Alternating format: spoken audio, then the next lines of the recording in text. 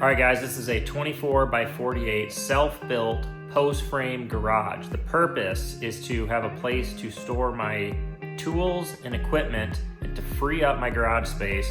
I sprayed 2 inches of closed cell spray foam on the walls and the ceiling. I'm using 3/4 inch plywood. The purpose of the plywood is so that I can screw shelving, brackets, whatever I need to, anywhere I need to hang stuff and get myself organized. So let's go ahead and jump into the video.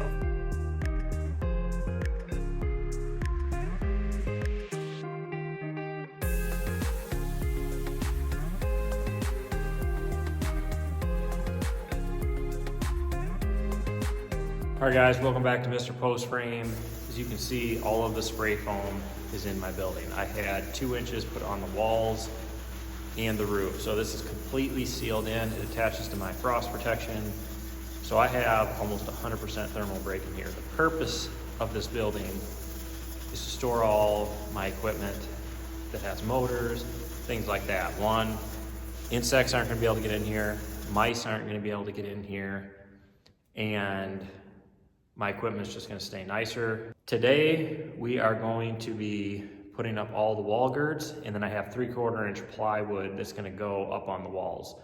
Then once I get all that done, I will paint the entire thing white. I'm gonna paint the ceiling, trusses, and all the plywood white. First step is to get our grade board, our grain treated 2x4 bottom gird on, and then we'll measure up 2 feet, use the laser, get a straight line, and then we're just gonna work our way up the wall. Have the bottom gird on, just pushed it tight down to the concrete. And now we are going to start our second row, which from the floor to the center of this board, I want it to be 2 feet. So we measured up, I found the bottom of my 2x4, got my DeWalt 360 laser. You could do this with a level if you have to, if you don't have a laser. These lasers are really handy. They cost probably $450 to $550, somewhere in there, but you will be able to use this in a ton of ways. So I've got that mounted. I'm gonna go ahead and mark all of the posts where the bottom of my first 2x4 is, and then I'll make a block and I'll space it up the whole way with this block. It's just really important that you start the first one nice and level.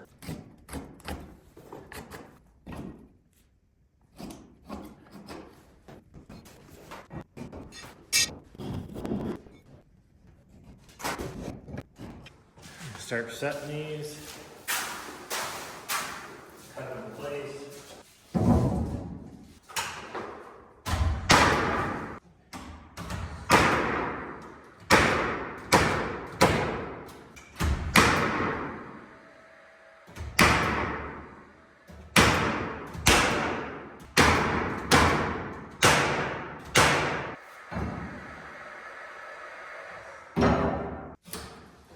Mark it on the wall, set my blade just a touch over 1.5 inches.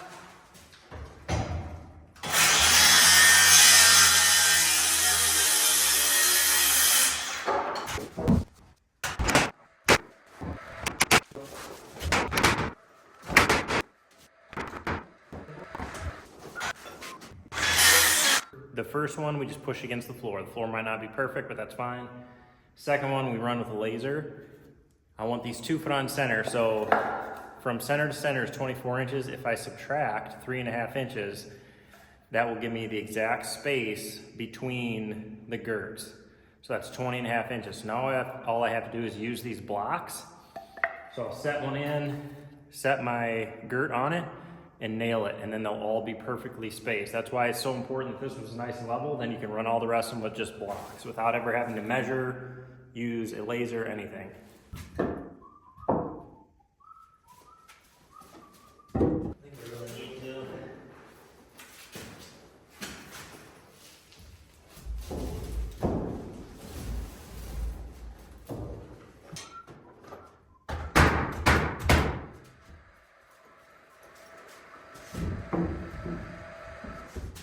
Make sure this is sitting flush. This is flush.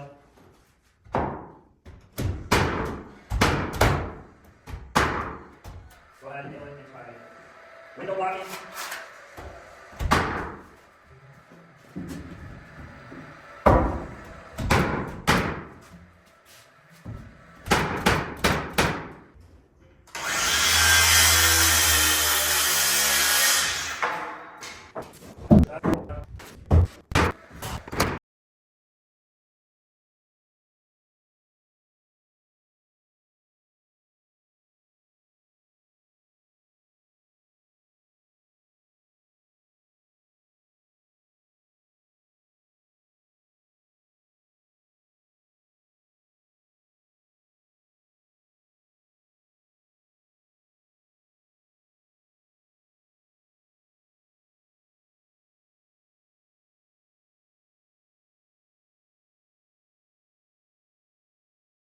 Side is all done, windows are all blocked in. And I'm gonna go to this end wall here. So these girts will die in to these girts. Now this is a 6x6 post, so it's 5.5 inches this way, 5.5 inches this way. So this one will end here. We need something other than just toenailing this in. So what I like to do is to take a 2x4, set it like that, and run purlin screws through here into it. And that makes it good and solid. This works really well. It's really clean. So that's what we're gonna do next, is get these in right here and right there, and then we can run all these girts on this side. This is what we have here. It's a purlin screw. It's 6-inch screw, structural screw.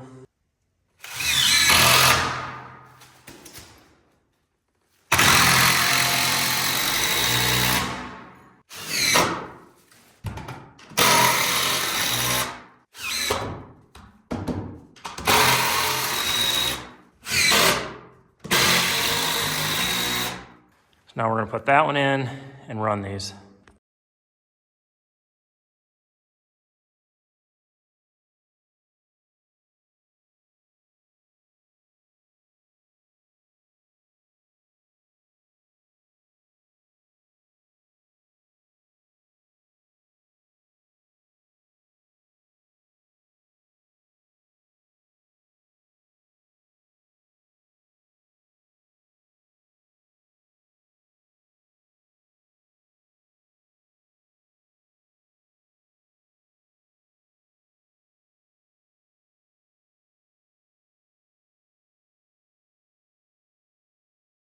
All right, we have all of the girts up.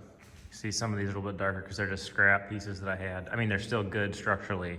They just have been sitting outside for a little bit, so they're just colored, but I went ahead and used those up. We're all ready for the plywood. The next step is to find the highest point along here, because if I just set the plywood on the ground, that concrete is gonna go up and down a little bit.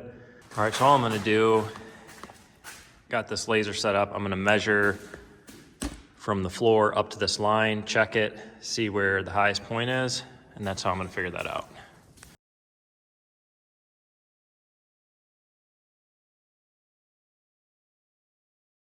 All right, so I went around, checked this, and it's pretty close. It's in like a 1/4 inch everywhere, 1/4 to a 1/2 inch, except for that corner. That corner is like, everywhere is like 57.5 to that line.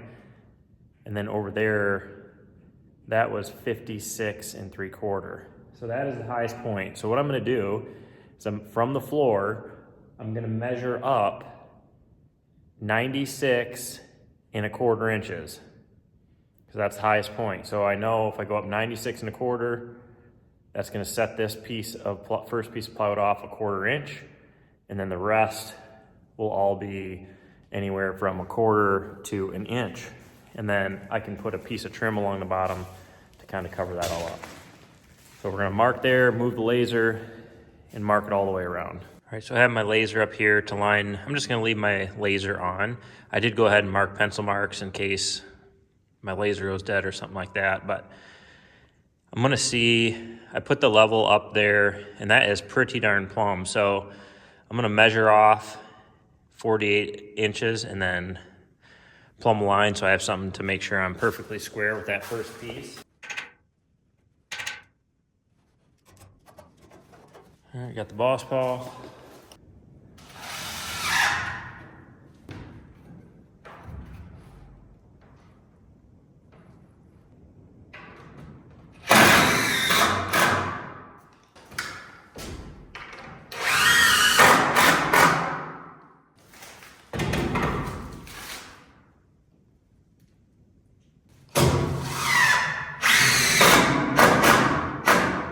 All right, I'm putting a little block underneath my little crowbar now. And then all I have to do is line the top up, make sure it's nice and straight along there, and we'll be good to go.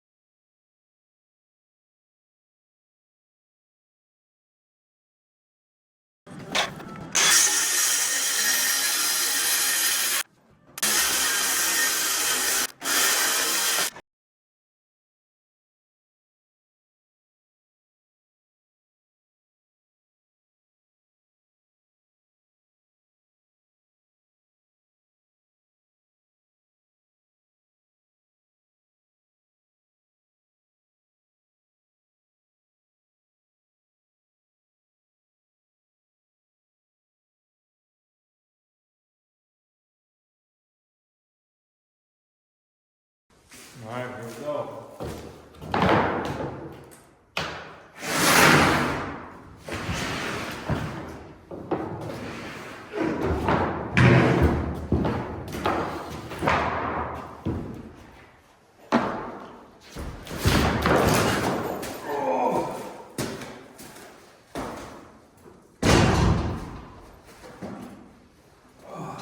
Really lock the wheels on your scaffolding.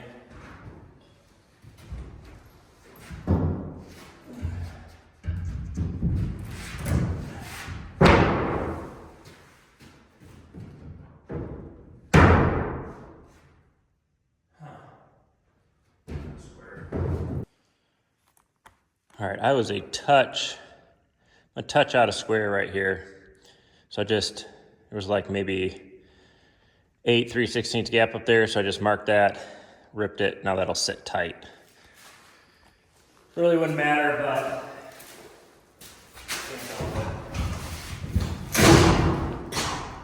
can't help it. Gotta do it.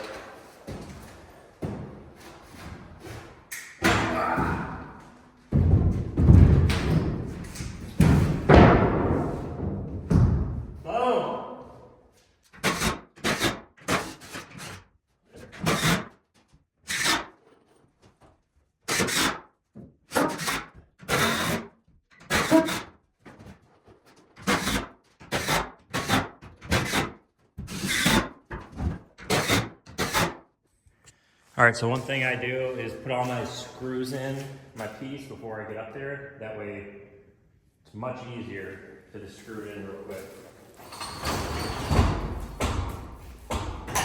Really lock the wheels. Can't get out from under you.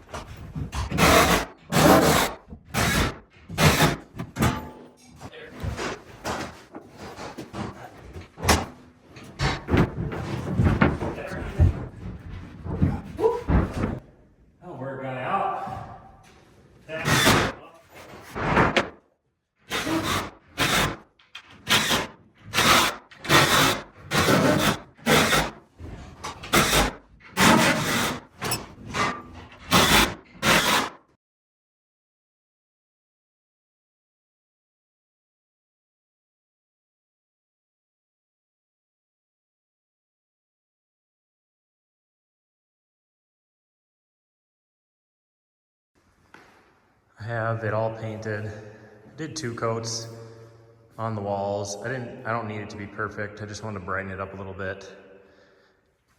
And then I painted the ceiling once just to take the yellow away. Doesn't look too bad. Definitely a lot brighter in here. So 60 degrees today. I'm taping off all of the relief cuts with some just cheap duct tape. And then I can put this expansion joint filler in it. That way dirt and everything won't get stuck in there. Air won't come up and water won't come up those cuts. So I'm trying to get that done today. And I found that doing this duct tape is a little extra time, but then you don't have to be anywhere near as careful. You can just go along, pressure that into that crack, let it dry for a little bit, and then just peel the duct tape up, and you have a nice clean line. All right, it is all taped off. I've got it warmed up in here. It's 60 degrees outside, but I got it set to 70 in here just so this stuff will flow better. I gotta get my big caulk tube, but this stuff flows pretty well if it's warm. And you cut that tip to a really fine point and fill that crack up pretty fast. All right guys, we're out here. It's pretty cold. I have all of the relief cuts filled with expansion joint filler. So now today we're gonna take all the tape off. So typically this leaves you a really good clean line. We'll see how this goes. I'm gonna turn you around and we'll start ripping some off. Yeah, so look at that. We end up with a really nice clean line. And then there are a couple spots where I just need to touch up, which I can do that after. But as you can see, that's why I like the tape, because it just makes a nice, clean line. So I brought these 2 guys out with me to help me get all this tape off. Yeah. So let's get rolling.